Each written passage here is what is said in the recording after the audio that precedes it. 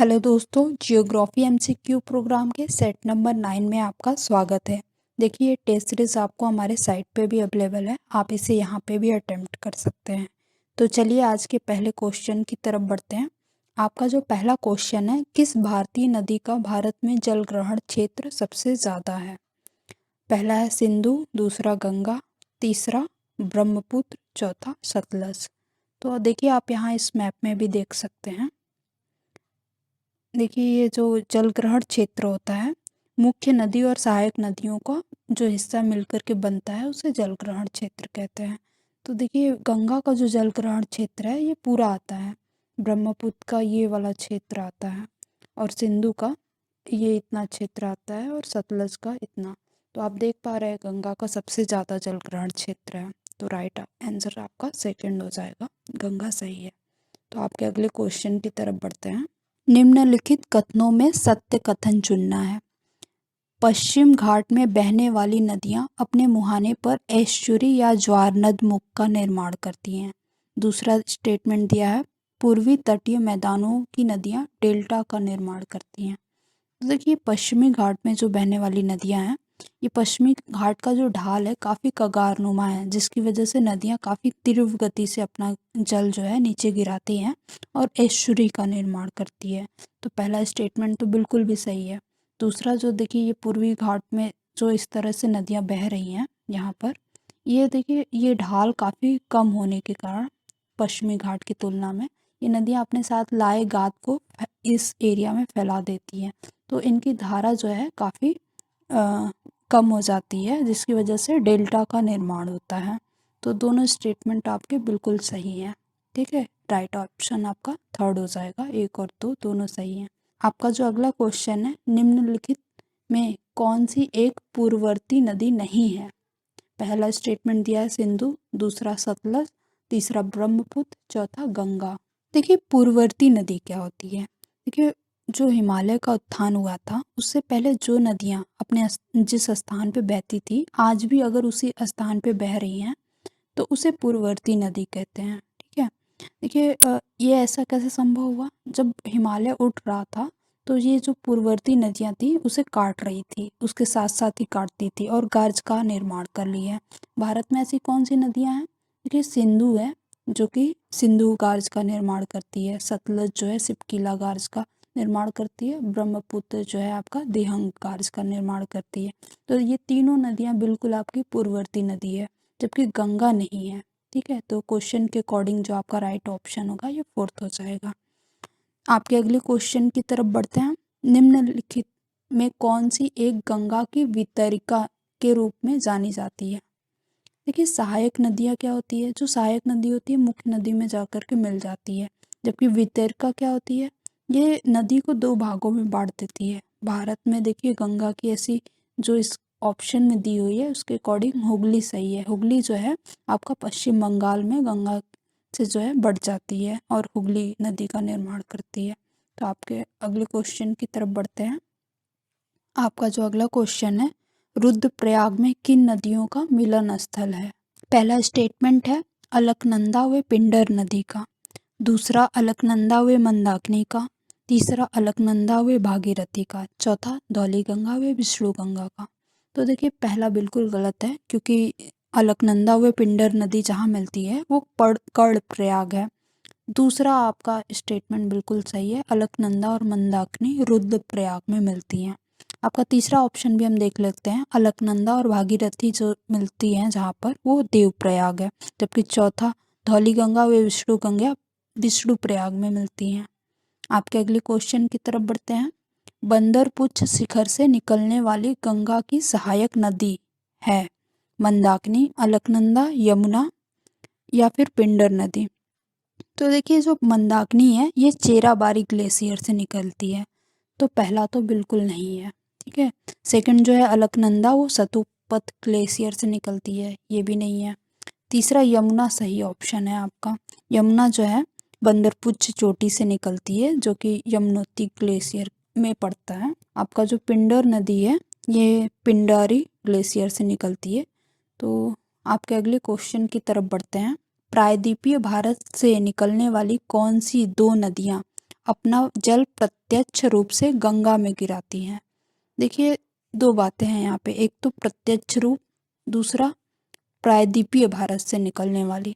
तो देखिए यहाँ पे चंबल और बेतवा बिल्कुल प्रायद्वीपीय भारत से निकलती है, मालवा पठार से, लेकिन ये दोनों प्रत्यक्ष रूप से नहीं गिराती हैं क्योंकि ये अपना जो जल है यमुना नदी में गिराती है। केन और गंडक भी नहीं है, महानदी और सोन भी नहीं है। ठीक है, जो सोन और टोन्स है ये दोनों बिल्कुल प्रायद्वीपीय भारत से निकलती है और प्रत्यक्ष रूप से अपना जल जो है गंगा में गिराती है। तो राइट ऑप्शन आपका 4th हो जाएगा। नदियों एवं उनके उद्गम स्थान के लिए सही मिलान नहीं है। पहला स्टेटमेंट दिया है गोमती नदी, फुलहर झील, दूसरा महानदी दार्जिलिंग पहाड़ियाँ, तीसरा चंबल नदी मालवा पठार, केन नदी मैकाल पहाड़ी। तो देखिए पहला आपका बिल्कुल सही ऑप्शन है, गोमती जो है फुलहर झील से निकलती है। महानदी भी सही है, ये दार्जिलिंग पहाड़ी से निकलती है। चंबल नदी मालवा पठार से निकलती है। चौथा ऑप्शन आपका गलत है, ये सही मिला नहीं है क्योंकि केन नदी जो है ये भी आपका मालवा पठार से निकलती है, न कि मैकाल पहाड़ी से। आपका जो अगला क्वेश्चन है, निम्नलिखित में से कौन सी नदियाँ अपने प्रवाहित मार्ग के संदर्भ में सिंधु के समान देशों का अनुसरण नहीं करती हैं? देखिए सिंधु के समान देशों से क्या मतलब है, मतलब सिंधु जिन देशों से होकर के बहती है उस देश का अनुसरण कौन सी नदी करती है? तो देखिए झेलम करती है क्या? देखिए झेलम नहीं करती है क्योंकि झेलम तिब्बत से नहीं निकलती है। ये भारत में जो है आपका टेहरी नाग के समीप शेषनाग जो कि जम्मू कश्मीर में पड़ता है वहाँ से निकलती है। तो ये तो नहीं है। सतलज नदी है क्या? तो बिल्कुल सतलज नदी सही है, आपका राइट ऑप्शन है क्योंकि ये देखिए आपका तिब्बत से निकलती है और भारत में इंटर करती है, उसके बाद पाकिस्तान में जाकर के अपना जल सिंधु में मिला देती है। तो आपका क्वेश्चन के अकॉर्डिंग राइट आंसर जो है सेकंड हो गया। ठीक है, आपके अगले क्वेश्चन की तरफ बढ़ते हैं। उत्तर भारत की नदियों के संदर्भ में सत्य कथन है। पहला स्टेटमेंट है हिमालय नदियाँ अभी युवा अवस्था में है, बिल्कुल ये सही ऑप्शन है। दूसरा, यह विसर्पण करते हुए अपना रास्ता बदलने में माहिर है, ये भी आपका सही है। देखिए भारत में जो उत्तर भारत में ज़्यादातर नदियाँ हैं हिमालय से निकलती हैं, वो काफ़ी ऊंचाई से आती हैं और काफ़ी गाद को अपने साथ ले रखी होती हैं। तो जब ये मैदानी भागों में आती हैं तो उस गाद को जब फैला देती हैं और उनकी जो धारा होती है वो कम हो जाती है, तो वो रास्ता को चेंज करने लगती हैं। तीसरा ऑप्शन भी आपका सही है, यह बारहमासी नदियाँ होती हैं क्योंकि बारिश के दिनों में उन्हें जल तो वर्षा से मिल जाती है, लेकिन बारिश के बाद के दिनों में भी मिलता है, वो आपका जो है पहाड़ों पे जमे जो ग्लेशियर्स होते हैं उनसे मिलता रहता है। तो उपरोक्त सभी ऑप्शन आपके सही हैं। आपके अगले क्वेश्चन की तरफ बढ़ते हैं। आपका अगला क्वेश्चन है सिंधु नदी तंत्र के लिए असत्य कथन चुनना है। पहला स्टेटमेंट दे रखा है इसके बाएं तट पर मिलने वाली नदियाँ झेलम, चेनाब, रावी, व्यास, सतलज हैं। तो देखिए बिल्कुल ये स्टेटमेंट सही है। सेकंड स्टेटमेंट दे रखा है ब्यास सहायक नदी है जो पाकिस्तान में प्रवेश नहीं करती, ये भी ऑप्शन आपका बिल्कुल सही है। देखिए ब्यास जो है आपका हिमाचल प्रदेश के रोहतांग दर्रे से निकलती है और जो ये पंजाब का कपूरथला है वहाँ पर जाकर के ये सतलज नदी में मिल जाती है। तो बिल्कुल सेकंड ऑप्शन भी सही है। आपका जो तीसरा ऑप्शन दे रखा है जास्कर, सियोक, काबुल, गोमल दाएं तट की सहायक नदियाँ हैं, देखिए ये गलत ऑप्शन है। इसमें जास्कर जो है ये आपका बाएं तट की नदी है। ठीक है, बाएं तट की सहायक नदी है। तो आपका जो राइट ऑप्शन हो जाएगा केवल 1 और 2 सही है और तीसरा आपका गलत है, तो केवल 3 गलत है, ये थर्ड ऑप्शन आपका सही हो जाएगा। आपका अगला क्वेश्चन दे रखा है नुब्रा वैली श्योक नदी के दाएं तट पर स्थित है। सेकंड ऑप्शन है श्योक नदी लद्दाख श्रेणी के उत्तर में कुछ दूर सिंधु नदी के समांतर बहती है। तीसरा है ले पगोंग सो झील श्योक नदी के दक्षिण में स्थित है। देखिए इस क्वेश्चन को हल करने के लिए आपको थोड़ी सी मैप की जानकारी होनी चाहिए। तो देखिए हम यहाँ पे मैप को देखते हैं। देखिए जो ये आपका नुब्रा वैली है, ठीक है, ये यहाँ पर इस तरह से पड़ती है। ये देखिए आपका जो यहाँ से है ये श्योक नदी इस तरह से बह रही है, जो कि आपका ये देखिए आप देख पा रहे होंगे इस सिंधु नदी के समांतर कुछ देर बह रही है।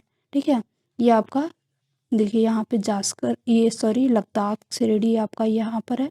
तो देखिए ये जो रिवर है आपकी श्योक रिवर, ये लद्दाख के उत्तर में है। ठीक है, देखिए आपका जो क्वेश्चन पहला दिया हुआ है नुब्रा वैली श्योक नदी के दाएं तट पे है, तो बिल्कुल ये सही ऑप्शन है, ये सही ऑप्शन है आपका।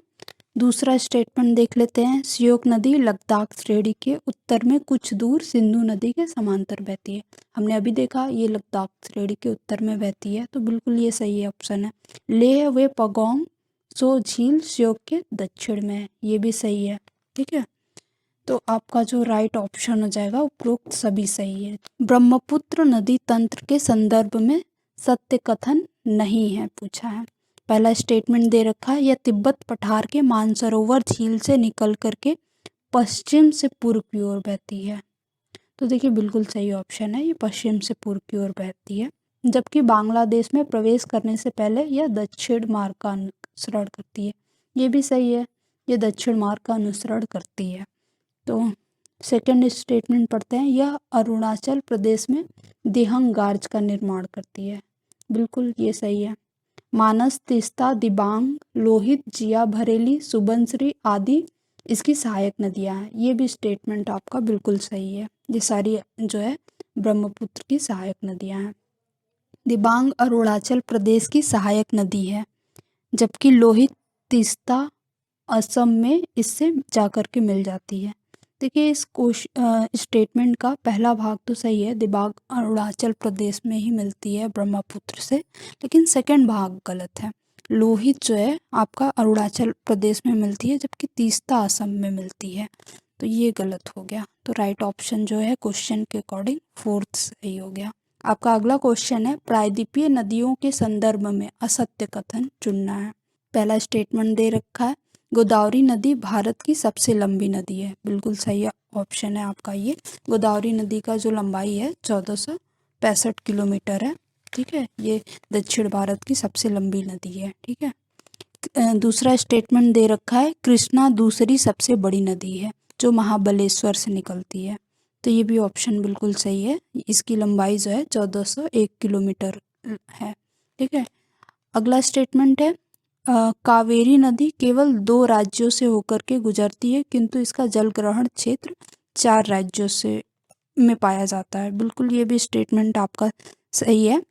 देखिए जो कावेरी नदी होती है आपका तमिलनाडु और कर्नाटक में जो है आपका बहती है, जबकि इसका जल ग्रहण क्षेत्र है कर्नाटक, तमिलनाडु, केरल और आंध्र प्रदेश में पाया जाता है। वैनगंगा, मालप्रभा, अर्कावती क्रमशः गोदावरी, कावेरी व कृष्णा की सहायक नदी है।